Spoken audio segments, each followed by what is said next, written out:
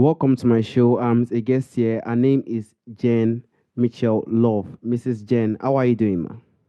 I'm amazing. How are you doing today? I'm fine. Thank you very much, Mrs. Jen. Firstly, you are an attorney. You are also an intuitive health and wellness life coach. Can you please, Yes. Mrs. Jen, discuss more about yourself and how you are doing currently now, ma? Yeah, absolutely. Thank you. So I am Jen Mitchell Love. I have been a family law attorney for 19 years, and I'm also a mediator and an intuitive coach. So that is the first 9 years of my career, I was in the courtroom as a litigation attorney, and the last 10, I've been out of court and really figuring out a more loving, mindful, intentional approach to divorce. Yes, definitely not easy. Thank you so much for the insights, Mrs. Jen. And I also like to go Yeah. to your book. I think you've written a book, Mm, Shine, Soul Shine. Can you please, Mrs. Jen, yes. discuss more on that book? Or and are you also planning to write more book in the coming future? Yes. Oh, I love you. Thank you. Yeah. So I just released a book.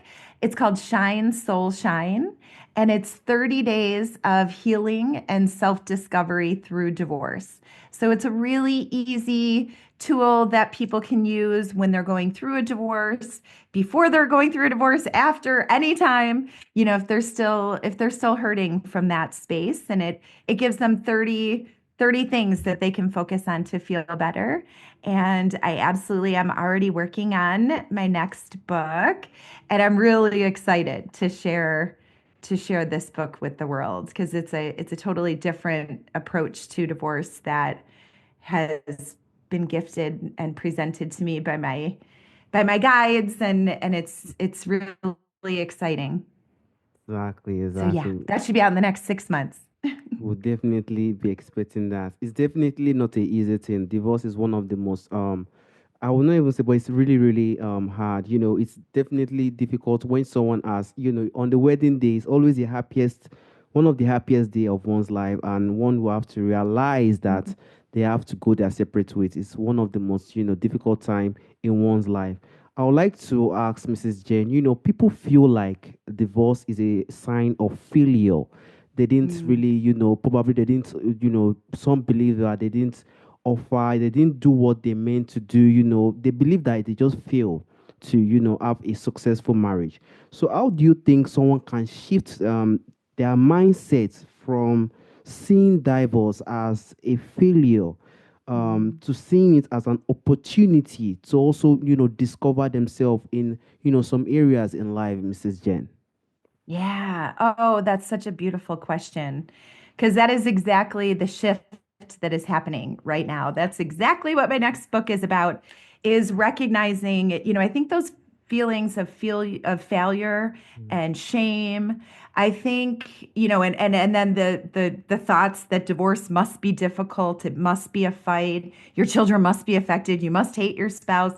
I think all of those are really social programs that have been passed down through lineage, of the lineage narrative of till death do you part, there are good years and bad years, all of that combined with the human consciousness. And we've had millions of people in the past going through the court system to get their divorce. And in that system, this is the answer to your question, I feel, right? In that system, the court system, and just in general, I feel when people are going through divorce, they're externalizing everything.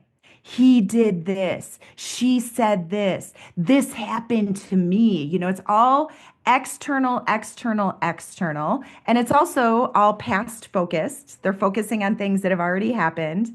And I think the great shift in the human consciousness that is happening right now from the third dimension to the fifth dimension includes, all of the broken systems, all of the outdated ways of navigating life and seeing things.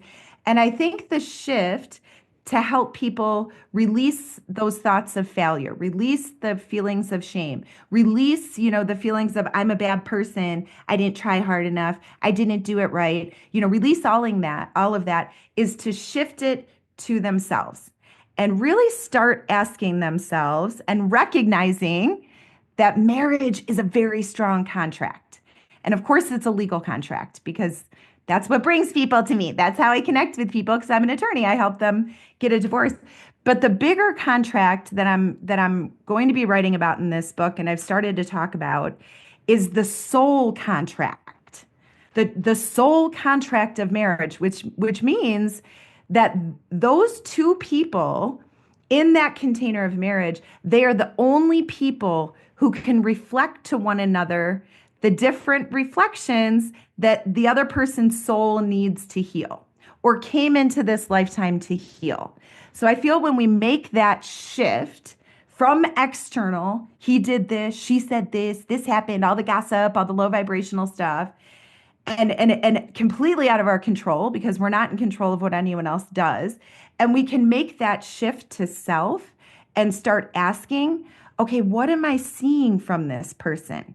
What reflections is this person showing me? And of course, in the beginning of the marriage, the reflections are a lot of light, you know? Yes. Ooh, I'm amazing. He loves me. He sees me. You know what I mean? They're a lot of light. And so when people get married, they're like, of course I'm gonna marry you. Of course, I want to live with you every single day of my life because this feels so good. And I think over time, when things change in our life, I think having children 100% is a very big change. But anything, a loss of a family member, a change in a job, any kind of difficult scenario changes us. It changes our vibration. And when we're not vibing in the same space, then, what that in my world, what that means is that contract, the soul contract of everything that you were meant to show each other and learn from one another in the container of marriage is over. You've finished it, you've completed it. And now it's time to shift into another space. And that's the part that's really empowering. That's the part where it's like, this isn't a failure. This is part of your life. And life is hard at times. And it's in those really dark times that that beautiful fertile soil is created. And we can sprinkle in all of these new seeds of reinvention and what we want our life to look like and feel like and be like. And we can be grateful for our spouse for spending time in their life journey, reflecting to us. It's a whole different approach to divorce that really is focused on the journey of self, on the soul's journey, on figuring out who we are and what we want and how we're going to make this world a better place and how we're going to shine our light. And I think divorce is a huge catalyst for that growth and that mindfulness and that self-love and that excitement to create your new life, and that gratitude and love for this person in that space and the recognition that, we can move into a different space. We can still love each other. We can still have fun together. We can still care about each other, but we're just not in that container of marriage. And of course, when we move to another space, now our souls are open because we have other soul contracts that we're supposed to be doing.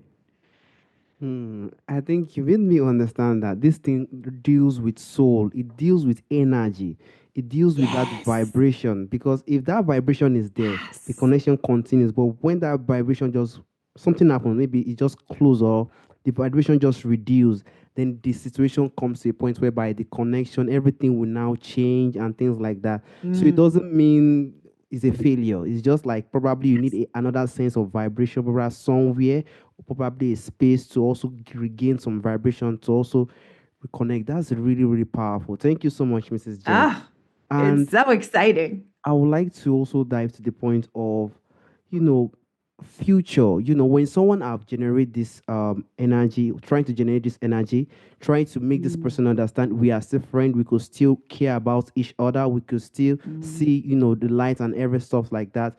One can also try his or her best to look at how he or she can view the future. How do you think Yeah. someone can, create a future for their for after leaving their marriage, Mrs. Jen?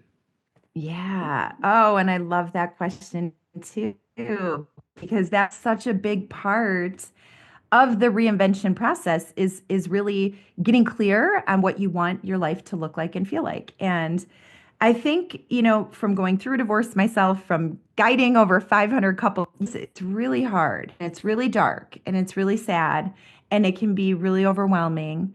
And that's the beauty of the space to help create the future, is that I feel like you need to go through that dark night of the soul. You need to go through that space of recognizing that you can talk to everyone and anyone about what's going on and no one's going to understand it because it's your experience, it's your journey, it's your soul's journey. And so I think when people can really embrace that darkness and that time of loneliness and really give themselves self-care, give self-love, anything that you need to feel better, and that's when the work of recognizing, what are the reflections that this person is still giving me, because in the beginning of the relationship there's a lot of light. In the divorce space, there's a lot of shadows being reflected. And so the shadows that are being reflected in divorce, what my guides have told me is that those shadows that are reflected, those are childhood belief systems.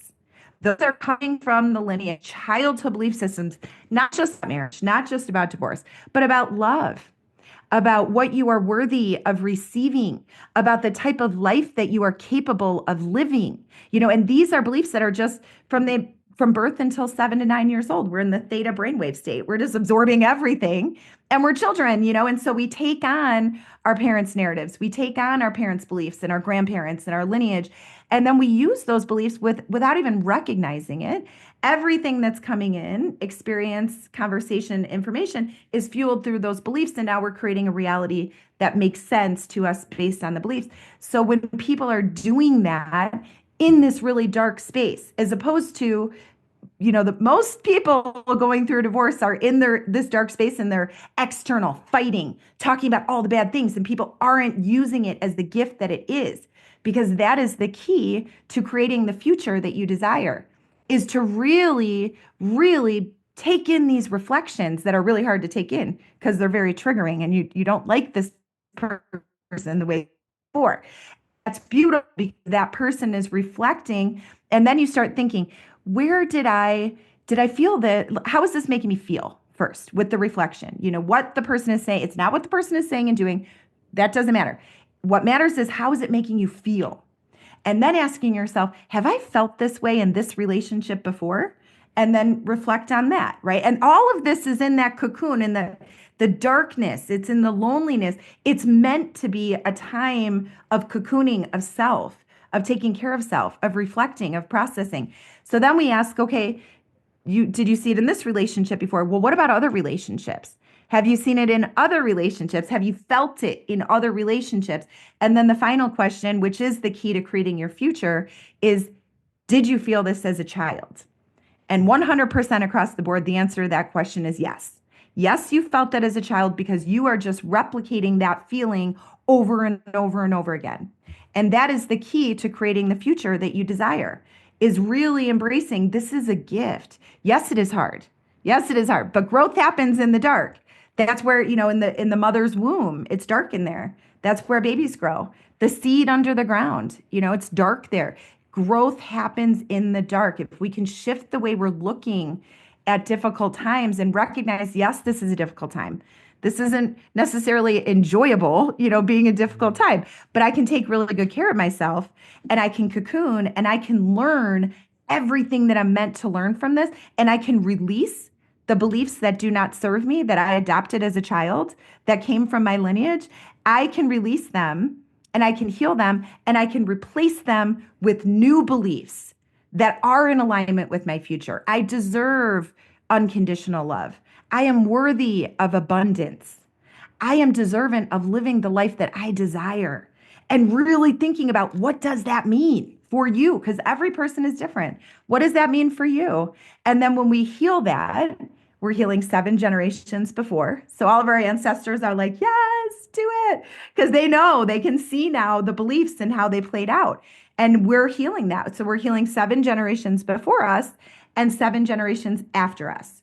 And that is a very powerful space to live. And that's a very powerful display of life living for children and for other family members and for friends, of recognizing, wow, she's the creator of her life. She used that divorce as a catalyst to reinvent herself. So Thank you. yeah. Thank you so much, Mrs. Jane. What you said currently now, I will have to say it is very, very powerful. And hey, it takes a real person to do what you are saying, because this person has to now embrace everything, try to look for a way to bring it out, and just to rebuild a way to just give a sense of purpose, like I can do this again, I can be more stronger. If that has healed, if that energy is back, then one can now try to create a new future. Mrs. Jen, it's not easy. It's Yeah. going to be a very, very, very, very tough one. Honestly speaking, it's going to be a very It's tough one. Yeah, and I think it's only tough though because of the program way that we live our life. You know, a lot of people, it's like, I go to my job. I don't really like my job. I don't really like the people. I stay there during this time. I drive in traffic. It's like most people are living on autopilot. They have no idea that what they are doing is their creation and they don't need to do it. They can do whatever they want. They can really think about their soul's journey and purpose. And that is the shift to the fifth dimension that is happening right now. You know, the third dimension is the cages and the programs and all of these systems that don't work anymore, like the medical system, the political system, the education system, in my expertise, the legal system. You know, it's we live in this world with these systems that we have outgrown as a human consciousness. I mean, look at millennials and younger. Those people, that age group and younger, they look at the world and they're like, none of this makes any sense. And it's because it doesn't. It doesn't make any sense anymore. It did when they were created, but the time we are shifting everything in the we are shifting to the fifth dimension. The third dimension is those broken systems, right? The dominant energy, greed, power, fear, control. Those are the energies that we have been in. But there is a new earth that is being created, and it's here. It's always been here. But there's more souls, there's more humans, myself included, that live in this space now.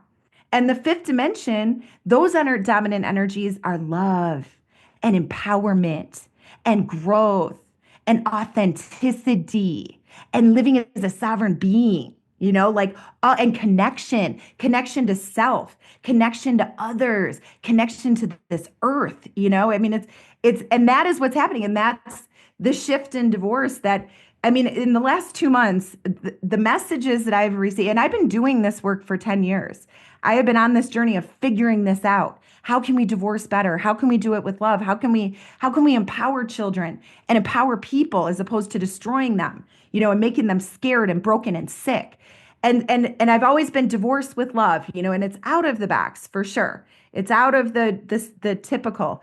But in the last 2 months, I cannot I cannot overlook what has happened with me personally, with being open to receive messages and being shared this narrative to share with you today, to write in a new book, to talk ever. I just started my own podcast yesterday because my guides are very strongly telling me you need to tell this to people. You need to share this because it's the same thing. Divorce is when it happens, it happens. And it's the same thing, but it's a choice of how you want to do it. And it is a different way of approaching divorce. And it is a different way of approaching life. It's a very empowered way to live life of being like, you know what? I am the driver of this ship. I choose. I choose how I live. I choose who's in my life. I choose how I spend my time. I choose how much money I make. I choose all of these things. It's amazing. It's really, really amazing. Like, just to choose all those things is really, really powerful. And I do not know how one can also maintain this energy that this person has actually built. There's a way of maintaining. I don't know if there's a way of maintaining and also protecting it so that one will not go back to that time again. It's not easy, because someone to recover from that situation, someone have to try his best to also try to maintain that status he or she has gotten to. How do you feel like one should maintain such level if they've gotten to a point of massive Yeah. recovery? Now they are planning for their future and stuff like that, Mrs. Jen. Oh my goodness. You are so in tune. I just want to share that. I just love you. You're so cute. Your energy is just vibrant. Like your soul is like, ooh, it's so fun. Yeah, I mean that is the practice, I feel, of living this path. When you choose to step outside of the boxes and really live life on your terms and share your life purpose with the world, which makes other human life better, and everyone's is different, and there's no need to compete, and it's all beautiful, right? When you choose to live that path, I feel, and in my experience, it is a practice. I mean, I'm very diligent with my energy. I exercise daily, I meditate daily, I eat high vibrational foods, I drink a lot of water, I don't drink alcohol. I love all plants, so plants are medicine in my world. I don't do pharmaceuticals, I don't watch the news. And I think self-care and self-love is, in my world, that, and all of my friends, they love this about me. That is my love language. It's like I want to take really good care of myself because this is my physical vessel. This is my physical vessel that I can navigate the world with, and I want it to be strong, and I want it to feel good, and I want to vibe really, really high. And that's the part of going through a dark night of the soul too, is when you do that and you really take the time to process and learn what you're being shown. When you emerge from that, so my clients, when that's what I'm guiding them through this whole experience, and the legal stuff, I tell them we're doing the legal stuff, but that's the most insignificant, minuscule part. Like, it's just so easy because we have a Supreme Court, we have a governing law that tells us what to do. So that's really easy in comparison, to the whole thing.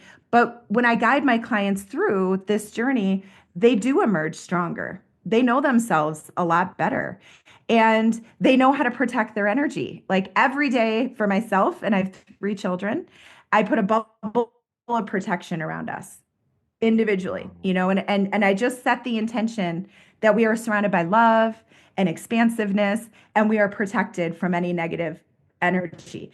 And if you even just do that act of mindfulness, you can do that. Everyone can do it. And then you're protected energetically. I always have sage, which you can light and it clears all the bad energies.